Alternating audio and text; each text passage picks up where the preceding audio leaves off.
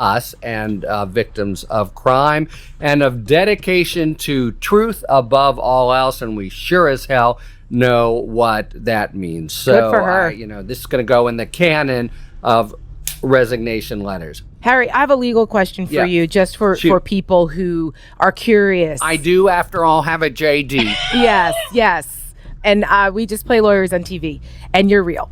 So there's been some question about, and I'm looking at this through the political lens as well, when Donald Trump put that another hysterical tweet out, because he's been, or truthing or whatever it's called now, but he's been very busy, very active on Truth Social with, very emphatic statements and more hysterical, in my opinion, as the days have gone on that platform. But last night, he said that he was basically calling for any pertinent information to be released by grand jury testimony, to be released by the courts and all of that. And from what I understand is that it seems to me like, that was a very lawyered statement, because there's a lot of pitfalls in there. He doesn't put in pertinent on his own. No, I don't think he knows what pertinent means. And so, pertinent to who or by whom, how is that determined?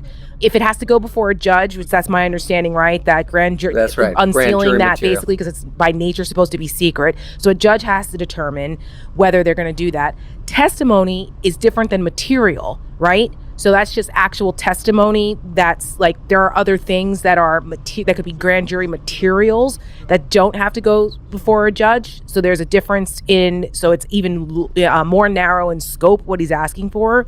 And then the other part is if a judge says no, because they look at the rule, right? Was it Rule 6E or something like that? You're good. Well, you are good. I should have gone to law school. I should have gone to law school. It's one of my biggest regrets in life, actually. We all have in the last few years, haven't we? Yeah. But I'm saying, like, under that rule, there's very specific exemptions for what the judge would look at, whether it applies. And like the public's right to know, or that the president's throwing a temper tantrum, that's not in the exceptions. Or putting out a political firestorm is not there, right? Which they hope, right? They hope that the judge will refuse, so because then they can use the judge as the number foil. One point to make about the grand jury materials got nothing to do with what MAGA wants, right? So that's the big thing. Because Pam Bondi, because she could release, like, I think the other thing too is that difference here in what they put. It was on her desk, right? Then the dog ate it, right? But all those grand jury materials, which could be all kinds of things, I don't know, flight logs, it could be receipts, it could be bank statements, whatever. She could release right now. She has the power to do that. Right? It's like the evidence part. If it's under a grand jury seal, you need a judge's order. So there's no difference between testimony versus material? If it's within the grand jury seal, that's correct. Okay. And also, when you're talking about a grand jury here, this is a grand jury that was looking into Jeffrey Epstein's wrongdoing. That's right. Okay.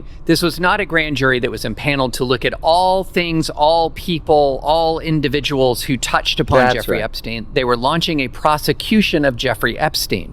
And so this is kind of Trump's sleight of hand. He's saying, I want to release something that he doesn't have the sole power to release, number one. And number two, that isn't actually what MAGA is looking for. And that's the key. That's the lawyer's 100% point. Okay, so let's go to what they're looking for. Let me ask you, this is a legal point, but it's really a political one.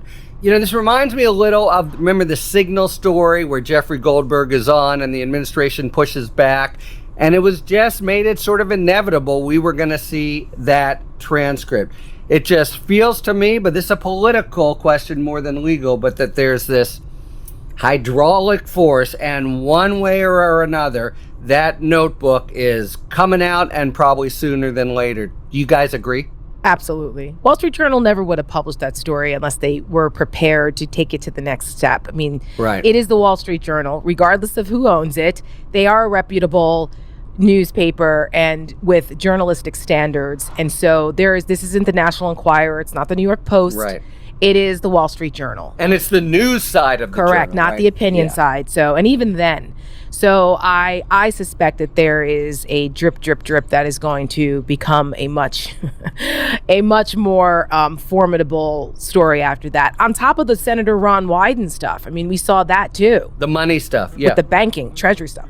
The Wyden stuff to me feels like the thing that is the most like you can almost hold it in your hands. And it's also the thing that's gone the most under the radar because it's almost boring to hear about suspicious activity reports from banks. Yeah. But Wyden is actually, there are Republicans who, in some fairness, are like, well, where have Democrats been on this?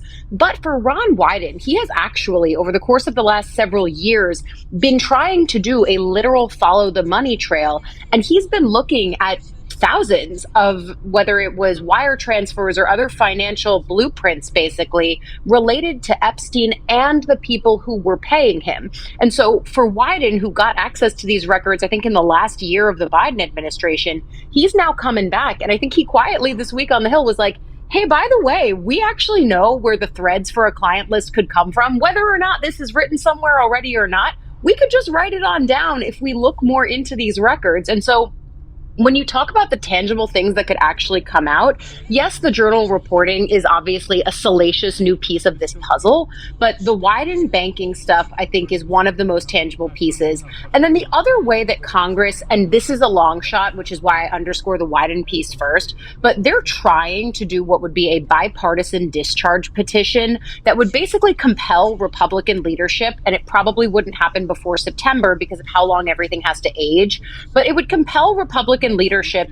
to bring to the floor some kind of bill that compels the Justice Department to release and be transparent on the Jeffrey Epstein case files. Now, they made another separate move on this so-called non-binding resolution late overnight before everyone left town this week. That's also something that you're probably not going to see hit the floor immediately. But I think the important thing to remember, if you only remember one thing about what Congress is doing on the Epstein files, is they actually have the votes to actually get stuff released here. But Johnson is squeezed right now because as much as he's talking about, we need transparency, why can't they explain this? He's not actually saying it that way. He's trying to be very diplomatic about it. And being diplomatic means not bringing this to the floor because Trump does not want it brought to the floor. And so that's sort of the reality check on Congress, is there's those two threads, I think, are the most tangible outcome things. But he's moving incrementally, right? And unless and until the notebook comes out. And when it does, by the way, we're going to see a signature. It's going to sure look like Donald Trump's signature. It's somehow a simulacrum of pubic hair in a way we don't, that the Wall Street Journal had. But it's going to be gross. And his only defense then is going to be, this is, who you going to believe, me or your lying eyes? Well, listen, the defense that's coming out from him is from someone, right? He said, it's not me. I don't draw. Right. And that's not my language. I seem to remember that this is the same guy who bragged about grabbing women by their private parts on a hot mic. He didn't deny that he said that because it's on a hot mic. We all heard it. Right. So we know, and we were told that was, quote, locker room talk. Could have gone that way now, but it's now too late for him, right? He didn't, because it's just, he's in full Roy Cohn deny mode. But we also know, because I think it was the Washington Post or someone that showed this doodle that he did of the New York skyline that was auctioned off for $30,000. There was a news story about it. So he does, in fact, draw. So this whole thing, again, by him denying this, it's just digging himself in further. He could have just said, hey, that's, it was locker room talk, but he can't do that because he's been trying to also coffee boy his relationship with Epstein, saying, I don't know, that he's a creep. I don't really know him like that. When we all know it is well documented that they were very close best buds for over a decade. Epstein said so. Trump said he knew him for 15 years. Trump said that they like beautiful women. He likes them as much as I do, except he likes them on the younger side. I mean, you said that in a 2002 quote. Correct. So like he's not. It's like he doesn't live in the same reality that the rest of us do, and he forgets that everything lives forever on the internet. And so it's very easy to go back and just dismantle all of his BS excuses for this, which is why this situation continues to get worse. That's true, but he's made it worse. He could say, look, in 2004, they did have a falling out. If he wanted to just say, this has basically been the Dershowitz line, I think the Clinton line, I got nothing to do with this creep anymore. The classic Washington maxim here in this situation is, get everything out and get it out immediately. Nothing could less describe Donald Trump. Lie about everything and lie immediately and weather the storm. But if we're right, and I saw 3 nods that it's coming out, there's a bad day of reckoning. All right, so it's not going away, as everyone said. I wanted to end, actually, back with you, Dave, because you made this really provocative point in your really good New York Times piece. My first thought was, where's David French on this? That the episode allows us to peer into the future of MAGA and see its potential crack up after Trump is gone. The movement could tear itself apart. Can you explain what you're saying there? Yeah. So if you want to know the difference between Trump 2016 coalition and Trump 2024 coalition, Trump 2016 was, vast majority normie Republicans voting against Hillary Clinton. There were a lot of warnings about Trump, but we'd not experienced him. We had not experienced him as a president. Trump 2024, he did something really interesting. Imagine that you took every super disgruntled coalition in America, from sort of the center left all the way to the far right. And whether you're anti-vaccine or whether you're isolationist or whether you think there's a global pedophile conspiracy, all of the super disgruntled people, and said, you've got a home here under one condition: you bend the knee to me. Doesn't matter what you believe, pro-vaccine, anti-vaccine, pro-choice, pro-life, whatever it is, pro-Ukraine, anti-Ukraine, you can be in this coalition. And what you ended up with is he brought a bag of scorpions into the GOP. And after the head scorpion is gone, they're going to fall in on each other. And you actually already see it. You saw it in the run up to the Iran strikes. You had the isolationist wing, yes, really going at it with the more conventional Republican wing. You see it now in just all over the place. You've got Megyn Kelly wearing out Ben Shapiro on her show. You've got Tucker Carlson rebelling. You have Charlie Kirk first expressing concern, then saying trust the government. Then you have Alex Jones virtually crying. You have all of these figures just sort of all over the place. Candace Owens putting their feet to the fire. Other members of Congress coming on to support Trump. You can see the jockeying for position in real time because it has already dawned on some people. It's going to keep dawning on some people that actually Donald Trump's not eligible to run in 2028. He's a lame duck. And we know from all of American history that it is not too soon to start thinking about a successor, even in the first year of a president's second term. And so this is linked to that. This argument, this public fight, is absolutely linked to who is going to be the true MAGA standard bearer going forward. You know who's been suspiciously quiet?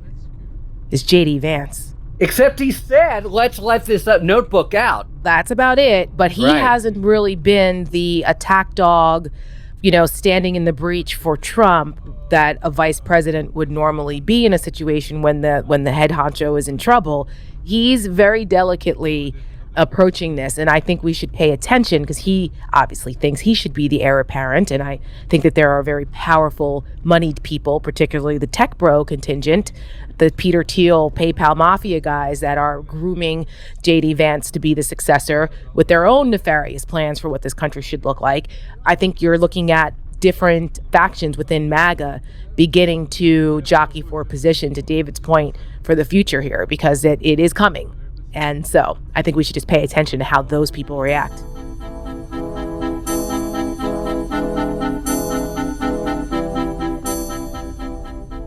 Okay, man, it's not going away. We'll be talking about it more. I did want to move to what until Thursday seemed like a huge story to me, which was the reporting out of committee favorably and the apparent glide path to confirmation of Emile Beauvais, who, I've called the least qualified nominee in a generation and has, to me, just glaring terrible flaws, way more than a normal nominee might. Let's start with the Democrats, who did interesting stuff here anyway, and were not just bovine about it. They walked out trying to play the Epstein card, even with Beauvais. You had a real confrontation between Booker and Grassley, who, as best I can tell, was just breaking the rules by not respecting a point of order. So let's start here on the political side. Did you notice, or did it seem to you that the Dems were actually trying to make points with it, and any chance of succeeding with such an arcane topic as who becomes a Third Circuit Court of Appeal judge?